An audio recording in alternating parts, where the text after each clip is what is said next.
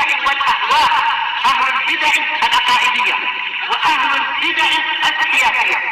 نقول بيننا وبينكم السلف، بيننا وبينكم الكتب، كان فيقول البدع بيننا وبينكم. Bismillahirrahmanirrahim. Qala al-Imam al-Bukhari rahimahullahu taala al-babur rabi'a asyar, bab yang ke-14. Bab idza shalla fi saubin lahu a'lam. Kalau seseorang sholat memakai pakaian yang memiliki lambang-lambang, ada motif-motif, ada simbol-simbol, gambar-gambar. Wa nadhara ila alamiha, dan dia melihat kepada lambang-lambang tadi. Istilahnya sholatnya jadi apa? Kurang khusyuk melihat gambar-gambar dari pakaian itu. Baik. Hukumnya bagaimana? Nah, inilah yang dibahas, yaitu kalau dia hanya mengacau sedikit, maka yang seperti ini tidak merusak sholat. Tapi kalau mengacau banyak, maka boleh jadi sholatnya akan mengalami banyak kerusakan. Karena apa? Kekhusyuan itu wajib, tetapi tidak sampai batal sholatnya itu. Hanya saja memang kita digalakkan untuk menjauh dari benda-benda yang mulhi, yang membuat sibuk dan lalai di dalam sholat. Terutama kalau apa? Kalau ada tulisan-tulisan yang membuat kita gelak. Kadang kita sholat di belakang orang lain, ternyata bajunya dia ada tulisan. Tulisan kalau di Indonesia biasanya apa? Tulisan dari Jogja itu. Buat apa tengok-tengok? Oh, kita susah, kita sholat malah baca macam itu. Nah, nanti kacau. Atau ditulis yang baca gila. Oh, kadang malah sibuk sholat kita nanti. Tersibukkan dengan tulisan yang aneh-aneh tadi itu. Bila kita tegur dia, dia kata mata bila nak solat, mata kita tengok. Iya, tapi apa? Betul. Tetapi apa? Nanti hadisnya menyuruh untuk tinggalkan pakaian seperti itu tatkala sholat. Nah, Nabi yang menyuruh agar apa? Saling menolong, tidak saling mengacau. Karena belakang persatuan Allah Tuhan mendaki lah. Okey, minta dibuka. Yang penting tidak menimbulkan emosional. Tapi ya jelas itu mengacau. Baik, kita baca qala rahimahullahu taala al-haditsus salis wa sab'un ba'da as-salasimi'ah 373. Haddatsana Ahmad bin Yunus, qala haddatsana Ibrahim bin Sa'ad, qala haddatsana Ibnu Syihab an Urwah an Aisyah radhiyallahu anha, hadis Aisyah, anna Nabiyya sallallahu alaihi wasallam shalla fi khamisatin laha a'lam.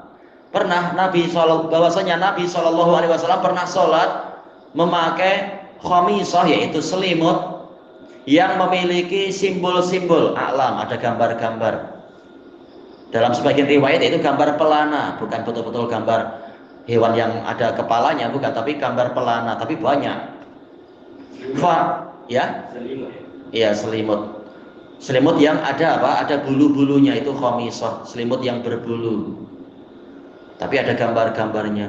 Fa nadhara ila a'lamiha nadhrah. Kemudian Nabi melihat sekali saja, nadhrah sekali. Melihat kepada simbol-simbol tadi satu kali. Falaman saraf, tatkala beliau berpaling, yaitu selesai salat, Nabi berkata kepada, tak tahu kepada siapa yang ada di situ yang boleh diperintah, idhabu bi khamisati hadhih, pergilah kalian membawa selimut ini, selimut saya ini, ila Abi Jaham, kepada Abu Jaham. Wa'tuni bi ambijaniyati Abi Jaham, datangkan kepadaku ambijaniyah. Ambijaniyah adalah selimut segi empat yang tebal dan kasar, yang polos, yaitu apa? Yang tidak ada gambarnya. Fa innaha alhatni anifan an sholati, karena dia, yaitu khamisah yang ada gambar-gambarnya itu, baru saja melalaikan saya dari sholat saya. Padahal cuma melihat sekali saja. Itu pun Nabi sudah langsung paham seperti ini akan membahayakan. Bagaimana kalau melihat terus rakaat pertama, kedua, ketiga? Jelas yang seperti ini akan membahayakan. Wa qala Hisham bin Urwah an abihi an Aisyah radhiyallahu anha, qala an-nabiy sallallahu alaihi wasallam kuntu anzuru ila alamiha wa ana fi shalah. Saya tadi melihat kepada gambarnya itu, kepada lambang itu, dalam keadaan saya di dalam sholat. Fa'akhafu ayyaftinani, betul. Maka saya khawatir dia akan memfitnah saya, menyebabkan apa? Sholat jadi kacau. Hadis ini diriwayatkan oleh Imam Bukhari dari Ahmad bin Yunus. Beliau adalah Abu Abdullah Ahmad bin Abdullah bin Yunus Al-Kufi, Siqah. Dinisbatkan pada datuknya Ahmad bin Yunus. Sebenarnya adalah Ahmad bin Abdullah bin Yunus. Qala haddatsana Ibrahim bin Sa'ad. Beliau adalah Abu Ya'qub. Kalau tak salah Abu Ya'qub ya beliau. Abu Ya'qub Ibrahim bin Sa'ad Az-Zuhri Al-Madani. Haddatsana Ibnu Syihab, ini ma'ruf Az-Zuhri, Abu Bakar Muhammad bin Ubaidillah bin Abdullah bin Syihab Az-Zuhri Al-Madani Asy-Syami. Ana Urwah beliau Abu Abdullah Urwah Ibnu Zubair Al-Qurashi Al-Madani, tabi'in, dari kalangan tabi'in.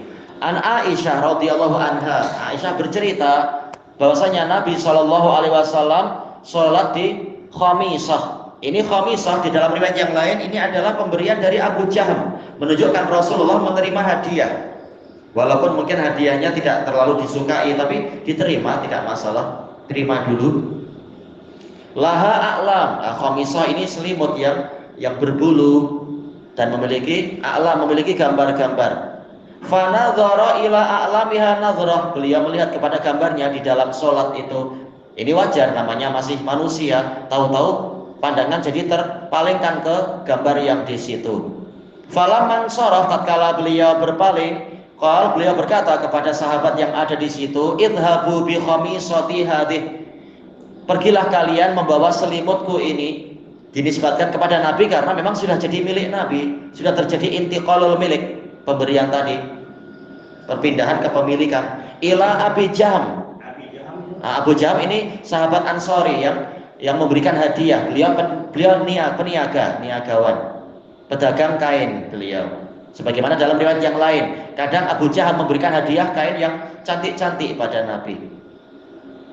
Nah, ini mungkin cantik juga, walaupun mungkin tidak disukai. Nabi tak suka kain bergambar-gambar.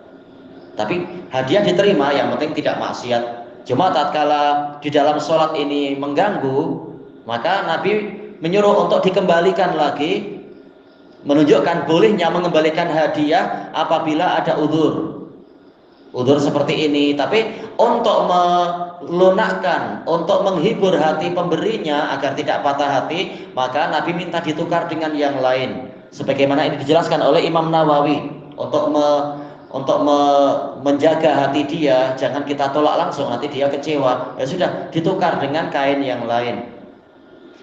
Waktu ini bi ambijaniyati Abi Jaham, datangkan kepadaku ambijaniyah. Disebutkan oleh Nawawi, maksudnya ambijaniyah adalah kain segi empat yang tebal dan kasar tetapi polos, yaitu tanpa gambar-gambar. Ini menunjukkan Nabi mengutamakan akhirat daripada dunia. Walaupun jelas yang tanpa gambar mungkin kurang cantik, tapi demi keselamatan sholat.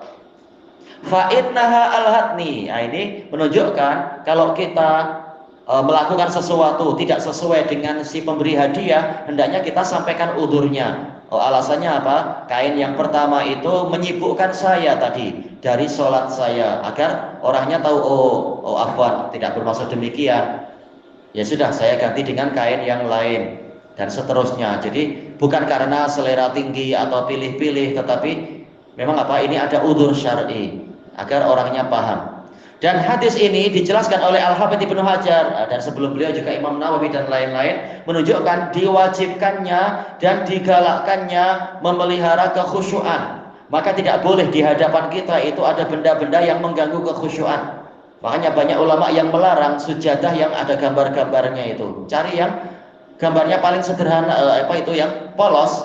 Kalaupun ada apanya, tapi cari yang polos, yang satu warna, yang tidak mengacau.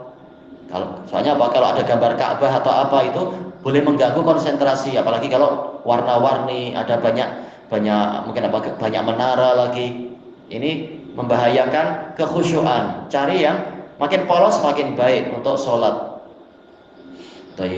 Nah, kemudian Imam Bukhari mendatangkan sanad yang lain karena ada tambahan. Sanad ini Bukhari Muslim, riwayat Bukhari Muslim juga. Berarti siapa ini? Yaitu Ibnu Syihab. Beliau didukung oleh Hisham. Dua-duanya meriwayatkan dari Urwah. Cuma riwayat Urwah ada riwayat Hisham bin Urwah dari ayahnya dari Aisyah ada tambahan. Nabi mengatakan kuntu anzuru ila alamiha wa ana fi shalah. Saya melihat ke gambarnya itu dalam keadaan saya dalam sholat. Tambahannya apa? Fa akhafu ayyaftinani. Saya khawatir gambar tadi taftinani akan memfitnah saya, mengacaukan. Di antara makna fitnah adalah ujian, ya, mencabar kekhusyuan. Baik. Nah, ini menunjukkan diwajibkannya menutup pintu fitnah. Satu dzara'il fitnah, wajib menutup pintu fitnah. Walaupun fitnahnya sekedar sederhana, yaitu kain yang bergambar. Tapi sholat kita jadi taruhan. Sementara sholat ini adalah amalan yang terbaik. Jangan sampai sholatnya itu jadi kacau atau rusak. Ini kerugian besar sekali. Maka walaupun kekhusyuan itu bukan syarat sah sholat, tetapi dia ini adalah rukun sholat, dan sebagian mengatakan dia adalah wajib di dalam sholat. Maka dikhawatirkan sholat itu rusak atau pahalanya berkurang atau orangnya berdosa kalau kekhusyuannya terganggu seperti itu. Dan kata para ulama, dari hadis ini ada faedah yang lain, yaitu diwajibkannya melakukan perkara-perkara yang membantu kekhusyuan sholat. Makanya sebagian ulama sampai menyebutkan di antara yang membantu kekhusyuan sholat apa itu? Tempatnya bersih, sirkulasi udara juga segar, agar orang tidak kekhusyuannya terkacaukan oleh bau-bau yang busuk atau udara yang udara yang pengap, yang tidak bertukar dengan baik. Apapun yang mengganggu kekhusyuan itu wajib diusahakan untuk dihilangkan. Dan perkara yang membantu kekhusyuan itu wajib diusahakan untuk didatangkan. Makanya Nabi menyuruh untuk kalau kita lapar, padahal kita mau sholat, makan dulu. Demikian pula kalau ada perkara yang sangat mengganggu kekhusyuan seperti ngantuk sekali, ya sudah tidur dulu. Daripada sholat sambil ngantuk, ini akal jadi berkurang, kekhusyuan jadi hilang. Maka selesaikan perkara-perkara yang boleh jadi akan mengganggu kekhusyuan itu selama waktu sholatnya masih ada.